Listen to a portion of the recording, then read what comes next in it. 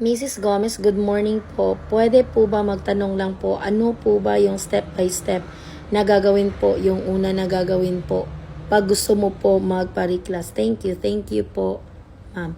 Okay, so ang gagawin nyo po, sir, ay mag-prepare po kayo ng inyong pertinent papers. So, ano-ano po yon?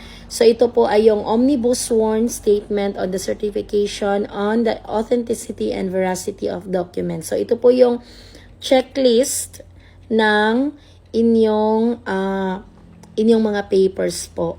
Okay, so I think downloadable po ito. Nakikita po ito sa memorandum po. Okay. And then, kailangan nyo pong mag-prepare ng letter of intent addressed to the head of office. So, may mga files din po ako niyan. Itong sworn statement, itong omnibus, and then letter of intent. Kung gusto nyo pong humingi, I will give it for free, okay?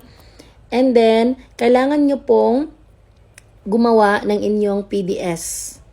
Okay? PDS and work experience sheet po. Alright?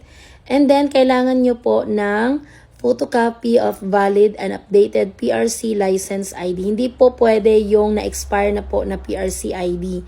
So, kung na-expire na po yung PRC ID nyo, tulad ko, na-expire na po yung PRC ID ko. So, pumunta ako ng PRC office and then, nag-renew po ako ng ID ko po noon, ng lisensya ko. So, yun po yung in-attach ko. Yung bago ko pong ID, yun po yung finotocopy ko po. And then, photocopy of certificate of board rating. So, di ba kung nung pumasa tayo ng LET, meron tayong certificate of board rating. So, yun po yung i-photocopy po ninyo. Yung talagang nakikita yung score po ninyo sa LET exam nyo po.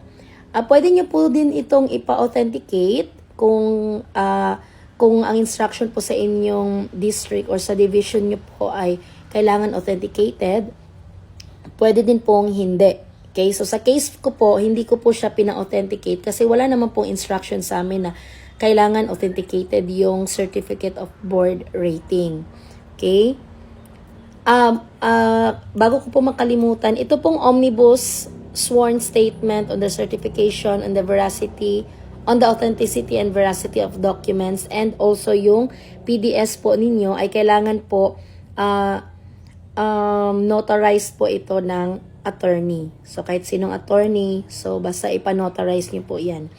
And then, photocopy of TOR and diploma. Kailangan may diploma talaga, including completion of graduate and postgraduate. Okay, so, kailangan nakalagay yung graduate ninyo na TOR, yung college TOR po ninyo, TOR ng college nyo, and then diploma. And then, kung nakapag-masteral po kayo, ilagay nyo din po yung TOR ninyo and then diploma ng inyong masteral.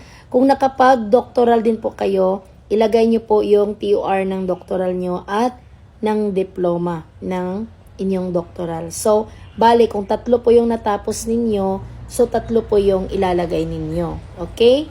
So, kung hanggang masters lang po kayo, so dalawa po. Dalawang TOR, isa sa graduate, isa sa masteral nyo, and then dalawang diploma, isa sa graduate, and then isa sa masteral po ninyo. Okay? And then, updated service record. So, saan nyo po makukuha yung service record? So, kung may website po yung division ninyo, pwede po kayo mag-request doon. Pero, kung wala naman, pwede nyo din siyang kunin doon sa division office. Okay? So, mostly ngayon, tekin na kasi tayo. So, meron ng website. Sa amin, meron kaming website kung saan pwede kaming mag-request ng service record and then downloadable na yung service record namin doon. And then, photocopy of latest appointment. So, kung T3 ka po ngayon, so, ito po yung kailangan ninyong ihanda, yung latest appointment po ninyo. Okay?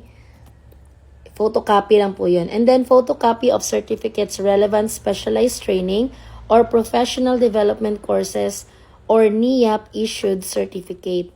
Okay, so kung may mga trainings po kayo, seminar, training, workshop, upskilling po, okay? So, yun po yung i-attach ninyo. So, much better kung may mga memorandum po kayo sa mga training ninyo, mga seminars ninyo, i-attach nyo na rin po, okay? Kasi po ako kasi nakapag-join po ako ng Vinta Awards Most Outstanding Teacher. So, yun po talaga yung hinahanap. Yung mga certificate of training, kailangan meron po siyang memorandum. Okay? Kung walang memorandum, minus points po yun. Okay? So, pero ngayon sa ating reclassification, wala naman po siyang in-indicate na kailangan may memorandum talagang in-attach yung mga trainings or seminars natin na in-attend. Kasi, iko-compute lang naman yung hours ng ating mga seminars na na-attend.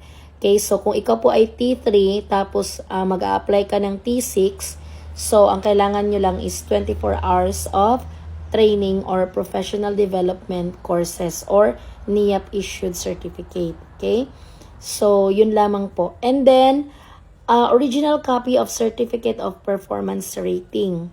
So meron po yung certificate po ng inyong performance rating ng inyong nung nakaraan ninyong mga IPCRF. Okay? So, kailangan po yan, certificate. So, saan po ninyo ito makukuha? Kung may website po kayo sa inyong division, pwede kayo mag-request doon. So, sa amin kasi, meron kaming website. So, nag-request na lang ako doon sa website. And then, downloadable na siya. Kung wala naman po, hingin nyo ito sa inyong division office. Okay? And then, photocopy of performance ratings, at most 3 immediately preceding rating periods with at least very satisfactory. So, ito po ay photocopy po ng inyong IPCRF. Okay? So, lahat po ng, ng IPCRF, lahat ng pages po from part 1 to part 4, kailangan i-photocopy nyo po.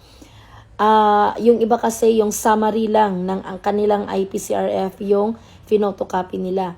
Hindi po pwede yon. Kailangan po yung part 1 talaga nakita. Part 1, part 2, part 3, and part 4 po ng inyong IPCRF ay i-photocopy ninyo po yon. Medyo marami-rami po yan kasi 3 years po eh. And then, last but not the least ay yung other documents as may be required by the HRM PSB, including but not limited to portfolio for assessment of identified PPST non-classroom observable indicators. So, dito na po papasok yung NCOI.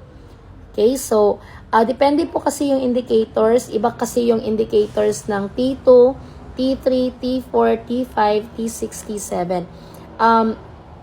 Actually, parang nirambol-rambol lang nila yun eh. Kasi, meron din namang mga indicators sa ibang position na nakikita din sa ibang position. So, parang nirambol-rambol lang nila. So, yun, at saka yung mga indicators na yun, pareho lang ng MOVs. Okay? So, i-identify mo muna yung mga indicators mo, kung anong position ang a-applyan mo. Kung T6, i-identify mo yung mga indicators po for T6, and then doon ka po magbe-base sa inyong MOVs. Kung anong MOVs po ang kukunin ninyo.